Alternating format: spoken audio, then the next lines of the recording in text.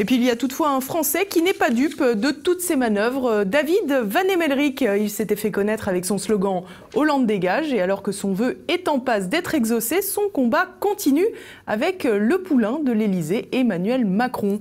Après avoir traqué le président de la République partout, David Van Emmelerijk compte bien se faire entendre et faire le maximum pour dévoiler la face cachée de l'ancien banquier Rothschild.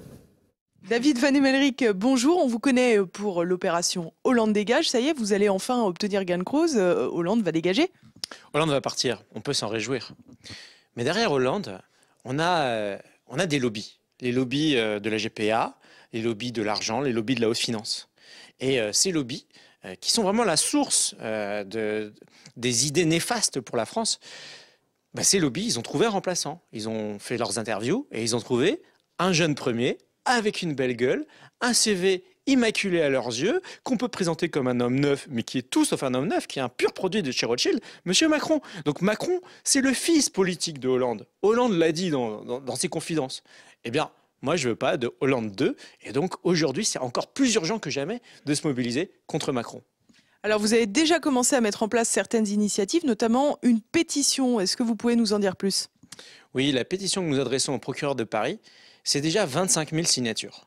25 000 personnes qui demandent que des enquêtes soient ouvertes immédiatement contre M. Macron.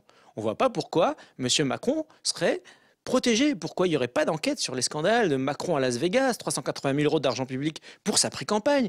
Enfin, il y a des affaires de corruption, il y a sa déclaration au fisc, à l'autorité de la vie publique complètement farfelue.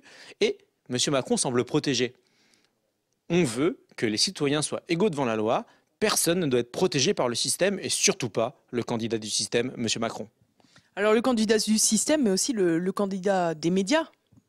Le candidat des médias, Macron, mais tous les jours, il y a une dans un journal, l'Express, pour ne pas le citer, qui fait sa une sur M. Macron avec une belle tête. On trouve toujours la meilleure photo pour M. Macron. Et peut-être M. Fillon, on le verra comme ça, le regard abattu, ou Marine, on la verra peut-être un peu floue, un peu trop blanche. Mais Macron, toujours, le teint basané, le teint basané, la barbe de 3 jours s'il faut. En tout cas, les médias font la pub de M. Macron. Et ça pose une question, parce que le coût des campagnes, il est censé être fixé maximum 20 millions d'euros. Et quand on sait ce que représente la force de frappe des médias, cet appui, cette publicité qu'ils lui font gratuitement, moi je suis choqué. Et je pense qu'il y a une seule manière de résister, c'est de se mobiliser, que tous les citoyens résistent aux médias, résistent au système. Alors justement, vous, en principe, vous avez toujours des très bonnes idées pour résister. Alors à quoi faut-il s'attendre ?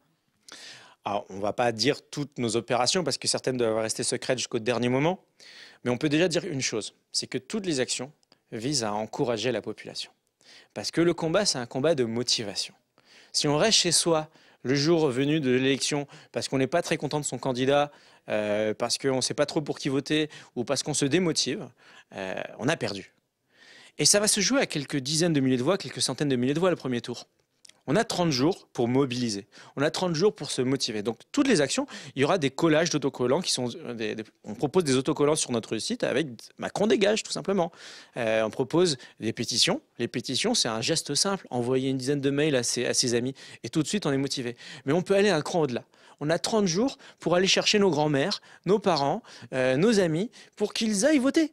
Et donc, on sait que parfois, l'abstention, c'est lié à pas forcément grand-chose. On n'avait pas de voiture ce jour-là. Nous, on propose que la veille au soir, il y ait des apéros patriotes, que les gens se rencontrent fraternellement et qu'ils se disent demain, on va voter. Et on ira, drapeau bleu, blanc, rouge à la main, voter tous ensemble. Et là, vous voyez que la motivation, elle sera dans notre camp parce qu'on va se battre pour la France. Alors, il y a aussi une option plus stratégique que vous avez l'intention de mettre en place. Oui, s'il y a des apéros patriotes comme ça qui se créent, moi je pense qu'il peut y avoir dans une maison au fin fond de la France, Nicolas qui soutient les Républicains et Jean qui soutient Marine, qui autour d'un petit Pinot des Charentes se disent écoute, on va faire un deal. On n'a surtout pas envie d'avoir M. Macron au second tour. Alors, on n'est peut-être pas d'accord pour qui voter, mais je propose que tu votes pour mon candidat au premier tour et je vote pour ton candidat au second tour. Donnant. L'idée, imaginez un second tour Fillon-Marine. C'est quand même plus agréable que si Macron se retrouve face à Marine, parce que là, on n'est pas tout à fait sûr.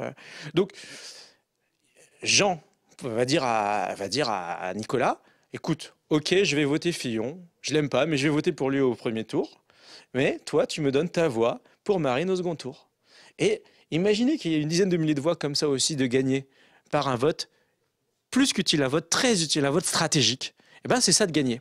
Voilà. Alors moi je propose de la motivation, d'abord se motiver les uns les autres, à aller chercher les abstentionnistes, à aller les chercher dès maintenant. Faire des petites actions de motivation, des autocollants, des pétitions, des mails. Chacun peut faire un ou deux clics sur Internet. En 30 jours, on a 30 jours pour sauver la France de 5 ans de Hollande 2. Honnêtement, je pense que c'est un investissement qui vaut le coup. On peut vous retrouver également sur les réseaux sociaux, il me semble. Oui, on a donc acheté l'adresse internet macron-dégage.fr. Et si vous tapez sur internet macron-dégage.fr, vous tombez sur une page Facebook qui aborde un slogan positif conjugué à la première personne. Dégageons Macron. Dégageons Macron tous ensemble.